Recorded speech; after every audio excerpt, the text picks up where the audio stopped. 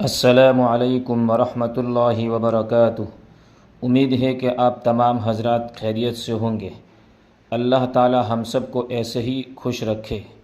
آپ تمام حضرات کی خدمت میں ایک اور ویڈیو لے کر حاضر ہوا ہوں جو آپ نے تھمبنیل میں پڑھ ہی لیا ہوگا۔ اب اس ویڈیو کو شروع کرتے ہیں۔ 5 فضیلتیں۔ پہلی فضیلت نبی پاک صلی اللہ تعالی علیہ وسلم نے اس کو شہر عظیم فرمایا ہے، بڑا مہینہ۔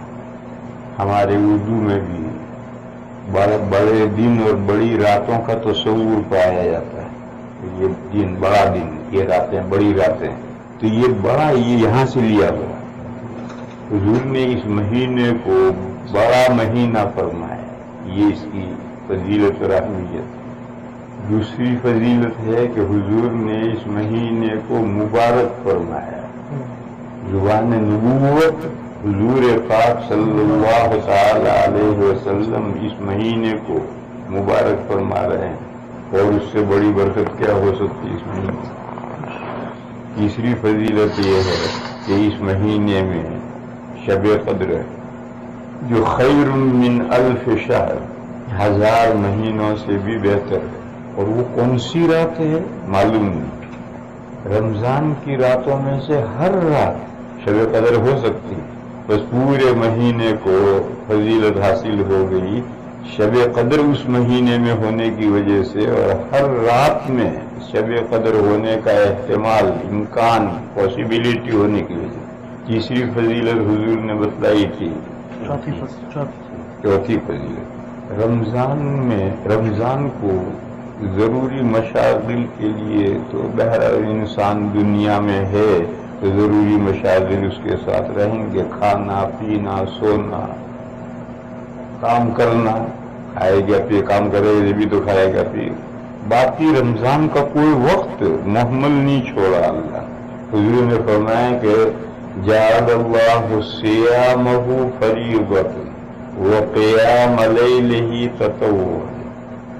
دن میں روزہ رکھو، کچھ بھی نہیں بچا، دوسرے کھاؤ گے پیو گے سوؤ گے تو روزے کے ساتھ وہ ساری عبادتیں ہوں، اور رات کو نفلیں پڑھو، وہ کمپلسری ہے، لگزری عبادت ہے، مگر رمضان کا کوئی جز عبادت سے خالی نہیں چھوڑا۔ یہ چوتھی فضیلت ہے۔ کیوں؟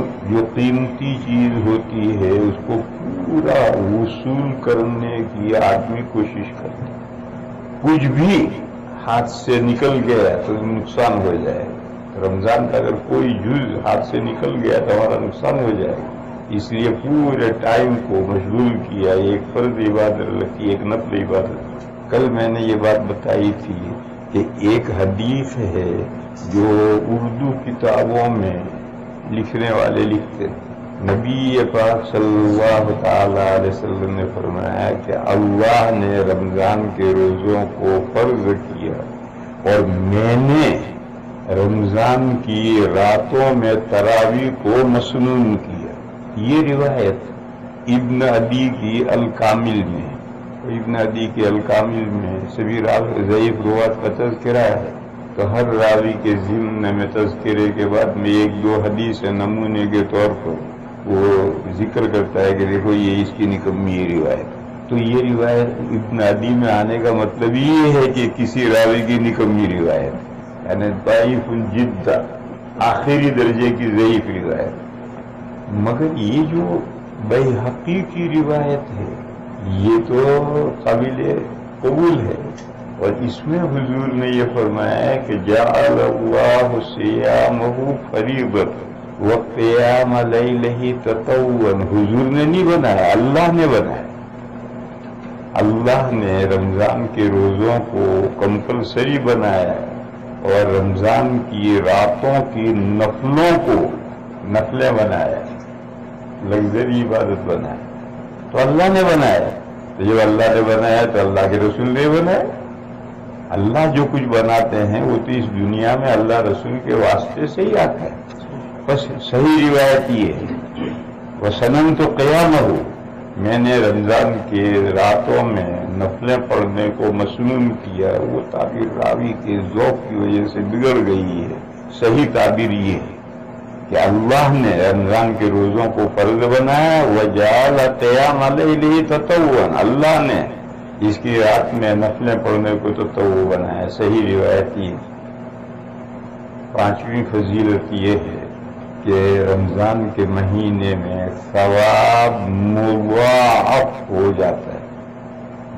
رمضان میں کوئی نفل عبادت کرنا، کوئی بھی تلاوت کرنا، خیرات کرنا، نفلیں پڑھنا، کوئی بھی رمضان میں کوئی نفل عبادت کرنا دیگر مہینوں میں فرض عبادت کرنے کے بمنزل ہے.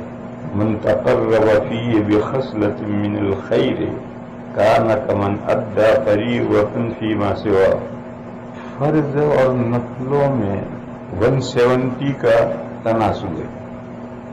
اور وہ تناسب وہاں سے سمجھ میں آتا ہے کہ اگر قیامت کے دن اگر فرائض میں کمی رہ گئی تو اللہ تعالیٰ فرشتوں کو حکم دے دیں گے کہ دیکھو میرے بندے کے بعد نوافل ہے یا نہیں ہیں، تو ان نوافل سے فرائض کی تکمیل کی جائے گی. ایک فرض کے لیے 70 نفلیں لی جائیں. فجر کی 2 رکعتیں نہیں پڑھی تو اس نے 70 2 رکعتیں جو نفلیں پڑھی ہیں وہ 70 ٹائم 2 نفلیں مل کر ایک فجر کے 2 فرض کے قائم مقام. یہ دوسری روایت میں مضمون آیا. یہاں سے معلوم ہوا کہ فرض میں اور اس میں نسبت 170 کی. لہذا اگر رمضان میں کوئی بھی خیر کا کام کرے گا تو دوسرے مہینوں میں فرض ادا کرنے کے برابر ثواب ملے. یعنی رمضان میں جو خیر کا کام کیا گیا ہے اس کا ثواب 70 گنا بڑھ جائے. دوسرے دنوں میں فرض ادا کرنے کے برابر ثواب ملے گا. تو اس کا صاف مطلب یہ ہے کہ جو نسبت ہے نفل میں اور فرض میں وہ نسبت قائم ہے. اس میں نیکیوں کے بڑھنے کا جو عام ضابطہ ہے الحسنۃ بعشرۃ امثالها، نیکی 10 گنا بڑھتی ہے، اس ضابطے میں اضافہ ہو گیا. بجائے 10 گنا بڑھنے کے 70 گنا نیکی بڑھ گئی. یہ رمضان کی برکت ہے. اسی طرح سے دیگر مناسبتوں سے بھی ثواب بڑھتا ہے. مثلا حاجت نیڈ سے ثواب بڑھتا ہے. ایک خواہشہ عورت نے ایک پیاسے کتے کو پانی پلایا تھا، اس کا ثواب کتنا بڑھ گیا. وہ نیڈ تھی، اس نے پانی پلا کے اس کو مرنے سے بچایا تھا. وہ پیاسے مرنے کو ہو رہا تھا، وہ نہ پلاتی چلی جاتی تو پھر اللہ جانے جنگل میں کوئی آتا ہے نہ تو کتا پیاس سے مر جاتا ہے. جس نے پانی پلا کر کے اس کو موت سے بچایا تو کتنا بڑا ثواب پڑ گیا. تو کس موقع پر خرچ کیا گیا ہے اس سے بھی ثواب پڑ گیا. وہ حدیث حضور نے فرمایا کہ میرے صحابہ نے 1 پاؤنڈ جو خرچ کیا ہے بعد کے لوگ احد پہاڑ جتنا سونا خرچ کریں گے ان کے ایکول نہیں ہوں گے. کیوں؟ صحابہ نے خرچ کیا تو اس زمانے میں جب اسلام کو ہیلپ کی ضرورت، اور آگے لوگ خرچ کریں گے اس وقت میں جب اسلام ان کے ہیلپ کا محتاج نہیں ہے. لوگ اپنے فائدے کے لیے خرچ کریں. لوگ محتاج ہوئے کہ اپنے فائدے کے لیے اسلام کے کارج میں خرچ کریں. اسلام محتاج نہیں. اور انہوں نے ایسے ہی سمجھو جب آم کا پیڑ بوتے ہیں، یہاں تو آپ لوگوں نے مثال نہیں دیکھی، نرسری سے آم کے پودے لا کر کے جب باغ لگاتے ہیں تو 1 2 سال تک اس کی آبیاری ضروری ہوتی ہے. پھر درخت بڑا ہو گیا، پھر ہر سیزن پر جب مول آئے گا تو پھر پانی پلائیں. یہ پانی جو مول آنے کے وقت سے پہلے پانی پلاتے ہیں یہ مالک اس لیے پلاتا ہے تاکہ پھل زیادہ حاصل ہو. درخت کو ضرورت نہیں ہے کہ وہ پانی پلائے. باپ کا مالک پانی پلائے گا نہیں پلائے گا، وہ درخت کو کھڑے ہیں، جگہیں زمین کے اندر گھسی ہوئی ہیں. تمہارے پانی پلانے سے درخت کا کیا بولا ہو؟ اگر باغ والے پانی پلاتے ہیں، کیوں پلاتے ہیں؟ پھل زیادہ ہے، اچھا ہے، شاندار ہے، تو اپنی حاجت کے لیے پانی پلا رہا ہے، درخت کی حاجت کے لیے نہیں. اور صحابہ نے جب خرچ کیا تھا اس وقت درخت آبیاری کا محتاج، وہ آبیاری نہ کرتے تو درخت سوکھ سکتا ہے. عالم اسباب میں اس کو پانی کی ضرورت تھی. تو کیسے موقع پر خرچ کیا ہے اس سے بھی ثواب بڑھتا ہے. قرآن کریم میں ہے لا یستوی منکم من انفق من قبل الفتح وقاتل اولئک اعظم درجۃ من الذین انفقوا من بعد وقاتلوا. مکہ فتح ہوا اس سے پہلے جنہوں نے جہاد میں خرچ کیا، انفاق فی سبیل اللہ، اور خود جہاد کیا، یعنی اپنی جان اور اپنا مال لگایا. اپنا مال جہاد میں اپنی ذات پر بھی لگتا ہے، اور چندہ دیا دوسرے مجاہدین پر لگا، ایسا بھی ہوتا. بہرحال جہاد میں جس نے جان بھی خرچ کی اپنی اور مال بھی خرچ کیا فتح مکہ سے پہلے، اس کا مرتبہ اور ہے، اور فتح مکہ کے بعد جنہوں نے یہ کام کیا ان کا مقام و مرتبہ اور ہے. کیوں؟ فتح مکہ سے پہلے اسلام کو ہیلپ کی ضرورت، پر مکہ فتح ہو گیا اور رأیت الناس یدخلون فی دین اللہ افواجا. لوگ اب اسلام کو ہیلپ کی ضرورت نہیں ہے، اب جو ہیلپ کر رہا ہے وہ تو اپنے فائدے کے لیے ہیلپ کر رہا ہے. بہرحال ثواب مختلف حیثیتوں سے بڑھتا ہے. مینیمم الحسنۃ بعشرۃ امثالہا، 10 گنا ثواب تو ملتا ہے. پھر کہاں تک جائے گا؟ حالات کے تابع ثواب بڑھتا ہے، یہ اپنی جگہ پر طے شدہ ہے. اس حدیث میں یہ بتایا کہ ان حالات میں سے ایک ٹائم بھی ہے. برکت والے ٹائم میں اگر آپ نے عمل کیا، برکت والے ٹائم میں عمل کیا تو تصور ہے جیسے ایک آدمی سڑک پر بیڑی پی رہا ہے اور دوسرا آدمی مسجد میں بیٹھ کر بیڑی پی رہا ہے. دونوں کے گناہ میں تو فرق پڑ جائے گا. جب دونوں کے گناہ میں فرق پڑ جائے گا تو نیک کام کرنے میں بھی فرق ہے. اپنے گھر میں نیک کام کرنا اور مسجد میں نیک کام کرنے میں 25 گنا یا 27 گنا کا فرق پڑ جائے گا.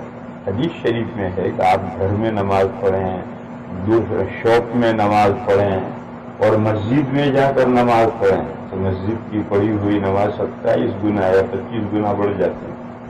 تو جگہ کا بھی اثر ہے. جیسے برائی برکت والی جگہ میں کرو گے تو برائی بڑھ جائے گی، نیکی برکت والی جگہ میں کریں گے تو ثواب بڑھے گا.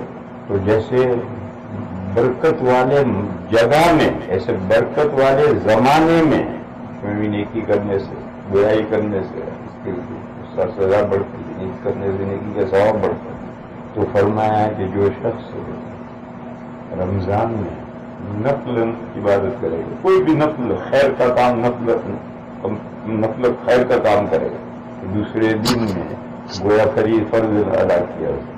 اور میں نے بتایا کہ فرض اور نفل 70 کی نسبت. اور جو شخص رمضان میں فرض ادا کرے گا تو گویا غیر رمضان میں اس نے 70 ٹائم فرض ادا کیا. $1 اس نے رمضان میں زکات دی تو دوسرے دنوں میں وہی $70 زکات دینے کا جو ثواب ہے اتنا ثواب $1 کر لیا. وہی نسبت ہے. اس سے ایک بات یہ بھی نکلی کہ عمل کی اہمیت کے پیش نظر بھی ثواب کم و بیش ہوتا ہے. فرض ہے، کمپلسری، نفل اختیاری بنتا ہے. لہذا فرض ادا کرنے کا ثواب بڑھ جائے، نفل کا ثواب اس سے کم ہو جائے. ایسے ہی مزید ویڈیو دیکھنے کے لیے آپ ہمارے چینل نورانی باتیں کو لائک کریں، سبسکرائب کریں تاکہ ویڈیو اپلوڈ ہوتے ہی سب سے پہلے نوٹیفیکیشن آپ کو مل جاوے، اور اس ویڈیو کو شیئر کرنا بالکل نہ بھولیں.